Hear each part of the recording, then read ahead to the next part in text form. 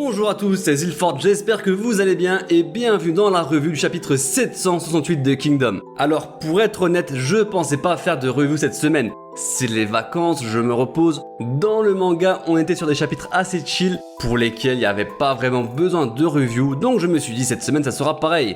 Sauf que Ara le GOAT a décidé de nous lâcher 2 bangers dans le même chapitre. Donc j'ai pas le choix, on se met au travail et on sort une vidéo. Et pour le premier banger, je vais directement commencer par la dernière planche. 15e année du règne de Sei. Déjà, quand une phrase commence comme ça, tu sais qu'une dinguerie va arriver derrière. Qin rassemble une nouvelle armée pour conquérir le nord de Zhao. Et ma foi, c'est un choix parfaitement logique. Qin ne peut pas se permettre d'aller déclarer la guerre à Han et donc de diviser ses forces alors que Riboku n'attend qu'une seule chose, c'est d'avoir une bonne opportunité pour reconquérir les terres perdues de Zhao. C'est vraiment pas le moment d'ouvrir un nouveau front. Maintenant, ça serait intéressant de voir si la mort de Kanpishi et le maintien de Yuka auront une incidence sur la conquête de Zhao. Moi je pense que oui, du moins je l'espère. En tout cas, l'objectif de Qin semble être toujours le même, capturer Gian. Mais cette fois, on va être plus prudent. Au lieu de foncer à Gian en pensant prendre par surprise Riboku, on va prendre une à une les forteresses les plus importantes qui se trouvent avant elle pour couvrir nos arrières. C'est ce que voulait faire Usen avant de venir secourir Kanki. Donc la nouvelle cible c'est la ville de Hango, qui se trouve à l'ouest de Gian. Usen était le commandant suprême de l'invasion de Zhao. C'est donc sûrement lui qui dirigera l'armée de Qin. Donc déjà, revoir Usen sur le devant de la scène, ça nous hype beaucoup. Mais il y a bien sûr quelque chose d'autre qui nous hype beaucoup plus. Quelque chose ou plutôt quelqu'un d'autre. L'armée de Qin va affronter non seulement Riboku, mais aussi et surtout, on va enfin voir sur le champ de bataille Shiba Shou, celui qui a refusé le titre de Grand Cieux, celui qu'on surnomme le Tigre Féroce. Il a été introduit il y a presque 250 chapitres et on va enfin le voir à l'œuvre. J'en attends beaucoup de lui et je sais que je vais pas être déçu. Contrairement à Riboku, Shiba Shou, en plus d'être très intelligent, il doit avoir une très grande puissance martiale. Ça se voit que c'est un monstre. Déjà rien que là, quand on regarde le tableau, dans la même bataille, on a 3 grands généraux exceptionnels. Rien qu'avec eux, on sait déjà qu'on va vivre une bataille légendaire. Mais c'est pas tout. Le narrateur nous dit que c'est ainsi que commence la bataille de Hango. C'est ainsi que commence la bataille qui va être la plus meurtrière pour Qin de toute la période des royaumes combattants. Comment on est censé rester calme quand on est en train de nous teaser une telle boucherie? Sachant que Qin a perdu pas loin de 130 000 soldats à Gian, on va être à combien pour cette bataille? D'ailleurs, cette phrase nous montre que l'adversaire le plus difficile pour Qin dans sa quête d'unification, c'est bien Zhao. Même contre Shu, Qin ne perdra pas autant de soldats sur une seule bataille. Est-ce que ça veut dire que Zhao est plus puissant que le royaume de Shu? Non, ça vient juste nous confirmer ce que le roi Huken a dit à Sei, que le plus grand obstacle pour l'unification de la Chine, c'est Riboku. C'est pas Shu, c'est Riboku. Et c'est pourquoi je pense que la conquête de Shu se fera plus rapidement que celle de Zhao. Maintenant, essayons de voir à quoi pourrait ressembler cette bataille. Déjà, combien de soldats seront alignés par chaque état? Face à Kanki, Riboku a aligné 320 000 soldats. Et il a eu très peu de pertes. Donc on peut estimer que l'armée de Riboku sera au moins de 320 000 soldats encore une fois. À ça, faut ajouter l'armée de Shiba Shou. Mais l'armée de Shiba Shou, je pense qu'elle sera beaucoup moins importante. L'armée de Riboku a en fait déjà absorbé la majorité des soldats disponibles dans le pays. Donc, ouais, s'il arrive à venir avec 50 000 soldats, ça serait déjà pas mal. Donc je partirai sur 370 000 soldats du côté de Zhao qui seront divisés entre Riboku et Shiba Shou. Du côté de Qin, je pense qu'on sera aussi sur un nombre très important, mais toujours inférieur à Zhao.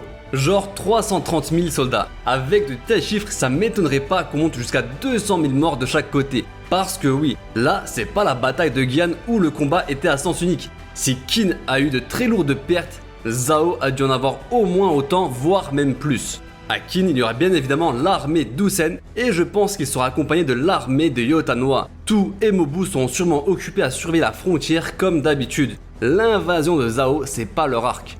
Et là, la bataille, elle s'écrit toute seule. On aura d'un côté le deuxième round entre Usen et Riboku et de l'autre Yotanoa contre Shiba Shou.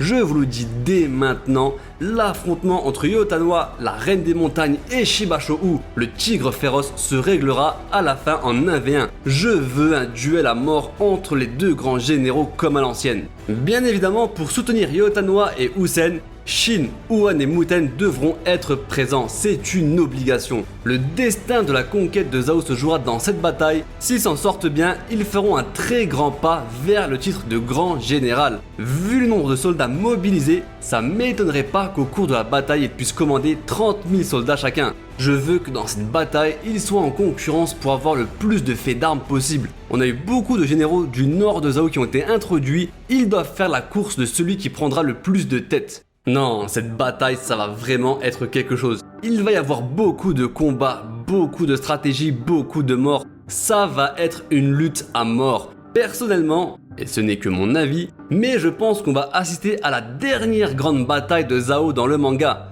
Attention, ça veut pas dire qu'il n'y aura plus de batailles après celle-là, mais je pense qu'en termes de chapitres, après celui-là, on n'aura plus des batailles qui feront 50 chapitres. Alors, qu'est-ce qui me fait dire ça? Deux choses. La première, c'est directement lié à la bataille. Comme je l'ai dit, cette bataille, ça sera une lutte à mort. Le vaincu ne pourra plus jamais se relever, il n'en aura plus la force. Shiba Shou et Riboku sont les deux derniers grands généraux. S'ils tombent, alors Zhao tombera. Si je pense que Shiba Shou se fera tuer par Yotanwa, Riboku, lui, j'arrive pas à le voir mort. Mais je pense qu'il se fera tellement défoncer qu'il n'aura plus d'autre choix que de préparer la défense de la capitale. La deuxième raison, c'est au niveau de nous, les lecteurs. Là, ça y est, même si perso, moi, j'aime toutes les batailles contre Zhao, on commence à faire une overdose de Zhao et de Riboku. C'est bon, on veut passer à autre chose. Je sais pas vous, mais moi, après celle-là, j'aurais plus la patience pour vivre une bataille de 50 chapitres avec ce royaume. Donc, terminer Zhao sur une dernière grande bataille légendaire comme celle qui s'annonce, ça serait parfait. Je veux qu'après cette bataille, la chute de Kantan arrive assez rapidement. Et c'est fort possible, si Shiba Shou meurt, il n'y aura plus personne pour défendre la frontière est de Zhao. Et un certain Ordo n'attend qu'une ouverture pour envahir Zhao de ce côté. Alors, avec Qin qui fonce d'un côté à la capitale et Yan qui en profite pour envahir l'est du pays, Zhao pourrait très vite s'effondrer. Si je vois juste, alors Hara va mettre le paquet sur cette bataille et elle pourrait être très long tant il y aura de choses à raconter, à développer et à conclure. Mais il y a une chose qui me fait dire que Hara pourrait nous faire économiser une dizaine de chapitres et nous permettre d'aller beaucoup plus vite. Et cette chose, c'est la dernière case où le narrateur dit « C'est ainsi que commença la bataille de Hango ». J'ai un rêve, c'est que dès le prochain chapitre, on soit déjà en pleine bataille, qu'on passe pas une dizaine de chapitres à mettre en place la bataille, non, qu'on soit directement plongé dedans. Je sais pas, genre imaginez on débarque déjà à la 4e journée par exemple, et que nous lecteurs on arrive en plein chaos, en pleine boucherie. On n'a jamais débarqué comme ça dans une bataille en cours, ça serait vraiment une bonne idée. Après, en général, Hara quand il fait ce genre de choses en fin de chapitre, c'est juste en mode cliffhanger. Il y a peu de chances que ça arrive, mais ça serait cool si ça se réalise. Sinon, le deuxième banger du chapitre, c'est bien évidemment Shin. Il prend sa 207, il fait monter Kyukai, il lui fait visiter son ancien quartier, il lui parle de son passé, de comment c'était la Hesse, de son frère Ryu, un ange parti trop tôt, et là, il prend son courage à deux mains et lui fait sa demande. Est-ce qu'après l'unification, tu veux m'épouser? Et là, j'ai eu des frissons. Là, je me dis, ça y est, Shin n'est définitivement plus un enfant, c'est devenu un homme. Ce gosse qu'on a vu se battre sur les champs de bataille depuis des années, aujourd'hui, il fait sa demande à une femme. Ce Shin, on l'a vu grandir au fil des arcs. J'ai l'impression que c'est mon fils qui vient de m'annoncer qu'il a trouvé sa copine. Il y a quelques semaines, Shin m'avait déjà impressionné par la maturité de sa réflexion face à Kanpishi.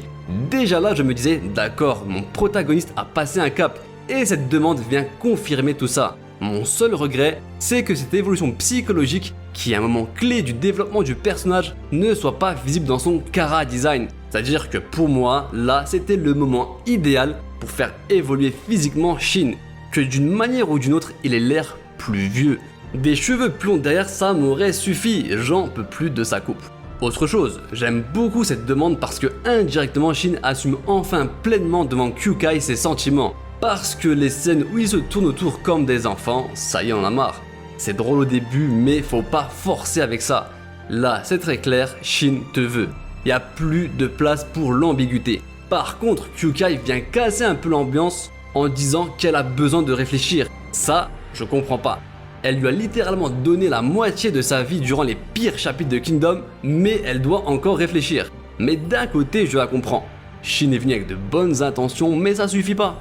Frère, prépare-la mentalement un peu avant la demande, qu'elle y réfléchisse déjà en amont. Là, on passe d'un Shin qui ne lui a jamais ouvert son cœur à une demande de mariage. Grille pas les étapes, tu crois quoi, que lui parler de ton frère mort ça allait suffire? Bien sûr que non. Après, Shin, arrête d'être radin mon frère, je sais que t'aimes trop garder les mêmes habits. Ok d'accord, je l'accepte, mais pour ta demande, fais quelque chose de plus ambitieux. Ton meilleur ami c'est le roi de Qin. Au lieu de privatiser une maison avec la meilleure vue sur la capitale, toi tu préfères faire ta demande où? Dans ton vieux quartier devant ta vieille cabane. Respecte-la un minimum, sors les sous de ta poche. Par contre, j'espère que ce refus temporaire ne laisse pas sous-entendre que Kyukai pourrait mourir avant la fin de l'unification. Un peu ce qu'on a vu avec Uki et Kyu, ça serait tragique. En tout cas, il est clair qu'on va être sur l'une des plus grandes batailles de Kingdom. Ara maîtrise tellement bien son œuvre, il nous a fait souffler quelques mois après Gian. Et là, ça y est, on retourne au front avec une bataille titanesque. Comme d'habitude, j'ai très hâte de voir la suite. Dites-moi dans les commentaires ce que vous avez pensé du chapitre et on se dit à la prochaine.